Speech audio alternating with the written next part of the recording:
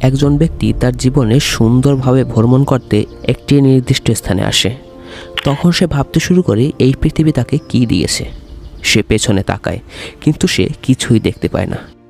সে বুঝতে পারে যে এই পৃথিবীতে যা বাস্তবে আছে তা শুধুমাত্র ব্যথা, যন্ত্রণা, হতাশা, ব্যর্থতা, এছাড়া আর কিছুই না। একজন মানুষ 20 বছর বয়সে ভাবতে শুরু করে যে তার সম্পর্কে লোকে কী ভাবে। তারপর সে 40 বছর বয়সে ভাবতে শুরু করে অন্যদের সম্পর্কে।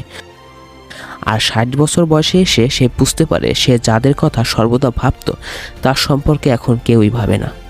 শুধুমাত্র আমরা অন্যদের সম্পর্কে ভেবেই সময়কে নষ্ট করি। একটা সময় আসবে যখন তুমি বুঝতে পারবে যে এই পৃথিবী নিয়ে কত সুন্দর সুন্দর কথা ভাবতে, পৃথিবী কত সুন্দর, বাস্তবে তা সব মিথ্যা পরিণত হবে।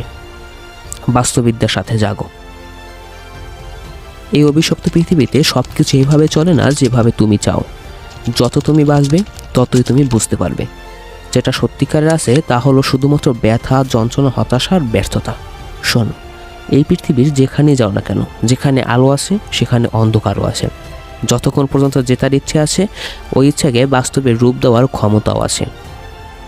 শান্তি পাওয়ার জন্য দুঃখ বা ব্যথার জন্ম হয়, তেমনি ভালোবাসা পাওয়ার জন্য হিংসারও জন্ম হয়।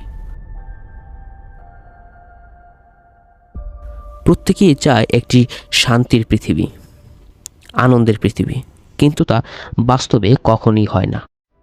পেইনকে জানো, পেইনকে বোঝো, পেইনকে অনুভব করো।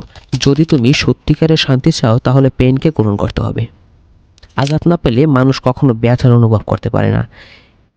একটা বাচ্চাকে যদি রোদের তীক্ষ্ণ তাপে না দাঁড় করানো হয় তাহলে সেই বাচ্চাটি কখনো বুঝতেই পারবে না যে তাপ কতটা যন্ত্রণাদায়ক। যদি তুমি পেইনকে না জানো তাহলে তুমি কখনো সফল হতে পারবে না। তোমরা একটা কথা শুনে থাকবে, no risk no story. But আমি বলবো যে নো পেইন নো স্টোরি। পৃথিবীতে যত সফল মানুষ আছে তারা কষ্ট করেছে বলে তারা সেখানে যেতে পেরেছে। মনে রাখবে, পৃথিবীতে সব থেকে সহজ কাজ হলো বাহানা দেওয়া, আর সব থেকে কঠিন কাজ হলো নিজের গোলের প্রতি মনোযোগ দেওয়া। তাই বাহানা দেওয়া বন্ধ করো। তুমি যদি আজ এই কথা না বুঝতে পারো তাহলে তুমি কখনো বুঝতে পারবে না। আজ যদি নিজেকে কষ্ট না দাও, এরপর থেকে তোমায় অন্যরা কষ্ট দেবে। তাই নিজের জীবন নিয়ে না ভাবলে এরপর থেকে তুমি তোমার বন্ধুদের দেখে হতাশ হবে। তাই যা করার এখনই করো।